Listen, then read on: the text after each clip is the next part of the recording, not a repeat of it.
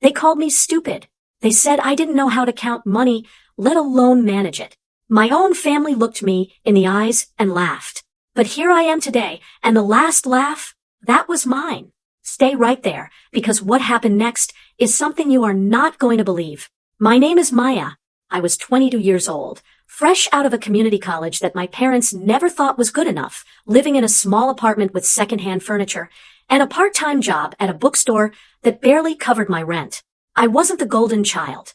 I wasn't the one anyone expected anything from. In my family, that role belonged to my older brother Daniel, who had a business degree, a nice car, and an opinion about everything, especially me. My parents adored him. They funded his lifestyle, bragged about him at every dinner.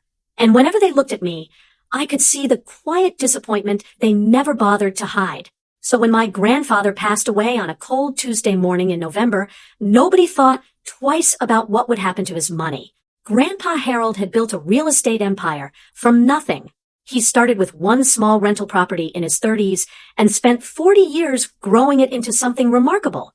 Nobody in the family really knew the exact numbers, but we all knew he was wealthy, very wealthy, and everyone assumed Daniel would be the one to carry on his legacy. That was the unspoken agreement.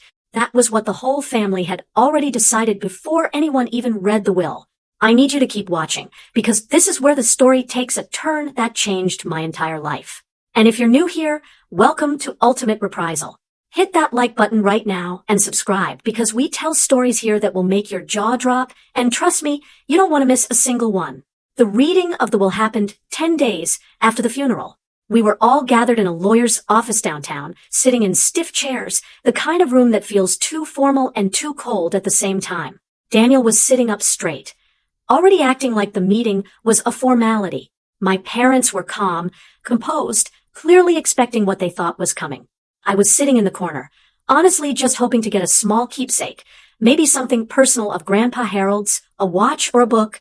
I didn't come in expecting anything. I never did. The lawyer opened the folder and began reading. There were small bequests first, some money to a local charity Harold had always supported, a sum set aside for his housekeeper, who had worked for him for 20 years, a few personal items distributed among relatives. And then the lawyer paused, looked up over his glasses, and said the words that made the entire room go completely silent. The remainder of the estate, including all real estate holdings, liquid assets, and investment accounts, totaling approximately $1 million, is to be left entirely to my granddaughter Maya. I didn't move. I didn't breathe. I think I actually thought I had misheard him. $1 million. To me, not to Daniel. Not split among the family. To me, the one everyone called the quiet one, the simple one, the one who didn't know what she was doing with her life. Daniel was the first one to react. He stood up so fast his chair scraped back against the floor and said this had to be a mistake. My mother grabbed my father's arm. My father's face went from shock to something else, something harder. The lawyer calmly confirmed there was no mistake.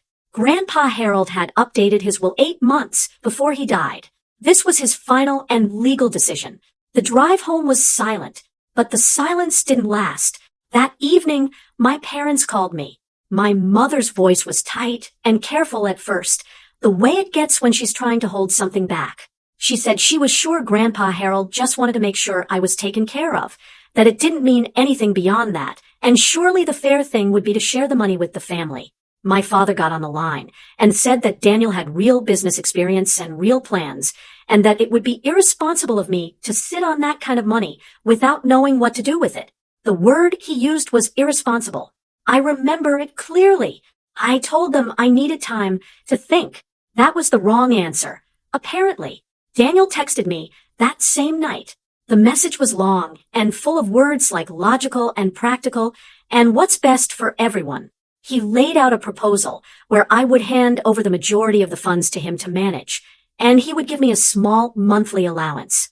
He said, and I will never forget this exact wording, that I should be honest with myself about my limitations. He genuinely believed that was a reasonable thing to say to me. I put my phone down, sat on my second-hand couch in my small apartment, and I cried, not because I was weak, not because they had broken me. I cried because I realized in that moment that not a single person in my family had ever believed in me. Not once. And Grandpa Harold, the one person who had, was gone. But here is what they didn't know about Grandpa Harold and me. While everyone else was busy at family dinners talking over me, I was the one who used to sit with him on the back porch. I was the one who asked him questions about his properties and his decisions and how he thought about money. I was 12 years old the first time he explained to me what passive income meant. I was 15 when he walked me through how he had turned one rental into 5. I was 18 when he told me that the most dangerous thing a person could do with money was let fear make all the decisions. He wasn't just my grandfather. He was the only teacher I ever had who took me seriously. So when I woke up the next morning, I made a decision. I was not going to give them a single dollar. I was not going to hand over control. I was going to do exactly what Grandpa Harold had taught me. I called a financial advisor that week. Not a family friend. Not anyone connected to Daniel or my parents. A completely independent advisor I found through research. I walked in with a notebook full of questions, and I didn't leave until I had real answers. She was impressed, actually. She told me most people who come into sudden money have no framework for thinking about it at all. I had a framework. Grandpa Harold had given it to me years ago. The family pressure didn't stop.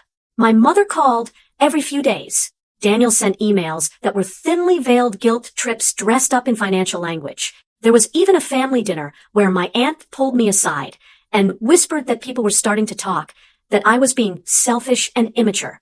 I sat through that dinner with a smile on my face and excused myself early. On the drive home, I called my advisor and asked about a real estate opportunity she had mentioned the week before. Within the first 3 months, I made my first investment, a small multi-unit residential property in a mid-sized city that had strong rental demand and was undervalued because of minor cosmetic issues. Grandpa Harold had taught me that lesson too. Most people can't see past the surface. That's where the opportunity lives. I used a portion of the inheritance as a down payment and financed the rest. It wasn't glamorous. There was nothing exciting about it from the outside. But the cash flow started almost immediately, and I reinvested every dollar. I stopped answering my family's calls about the money. I wasn't rude. I wasn't dramatic. I simply made it clear, once calmly and directly, that the money was mine, that I was managing it carefully, and that the conversation was closed. Daniel told my parents I had become cold. My mother said I had changed. I hadn't changed. I had just finally stopped shrinking myself to make them comfortable. By the end of the first year, the property was generating steady monthly income. I had also started educating myself obsessively. Books, podcasts, conversations with experienced investors, every resource I could find. I wasn't trying to get rich quick. I was trying to build something that lasted the way Grandpa Harold had. In the second year, I made 2 more acquisitions. Both were residential properties, both in markets I had researched carefully, both purchased below what I believed was their real value. My advisor said I had a natural instinct for identifying undervalued assets. I told her I had a good teacher. I kept the bookstore job for another 8 months, not because I needed the income anymore, but because I wasn't ready to feel like I was floating. I wanted my feet on the ground while I built. At the 2-year mark, my total portfolio had grown to just over $2 million in asset value. The original $1 million had doubled, and I was just getting started. The family heard things through the grapevine. My aunt mentioned at some point that she'd heard I was doing well.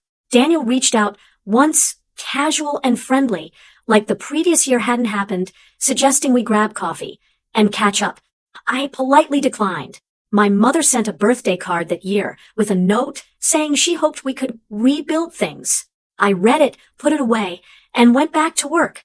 Year 3 was when things accelerated.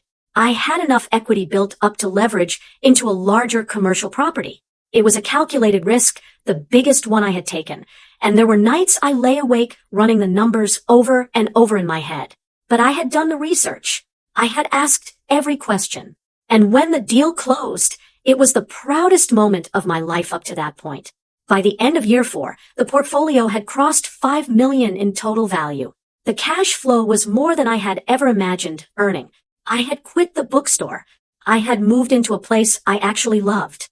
Not extravagant, just mine, clean and quiet, and full of books, the good kind of full. Year 5 brought more growth, more refinements in strategy, and one partnership with another investor who had been in the industry for decades and recognized what I was building.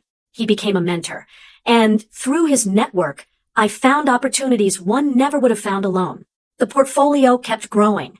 The compounding effect that Grandpa Harold had talked about on that back porch was real. I could feel it now. And then came the moment I want to tell you about, because this is the part that Ultimate Reprisal was honestly made for. It had been almost 6 years since the will was read. I was at a real estate industry event, a nice one, the kind where people exchange cards and talk about markets and occasionally recognize each other's names. I was standing near the window, talking with 2 colleagues, when I heard a familiar voice nearby. It was Daniel. He was at the same event. He had gone into real estate himself at some point, apparently, though based on the conversation I overheard, things had not gone the way he planned. He was talking to someone about a deal that had fallen through, about investors who had backed out, about how difficult the market had been lately.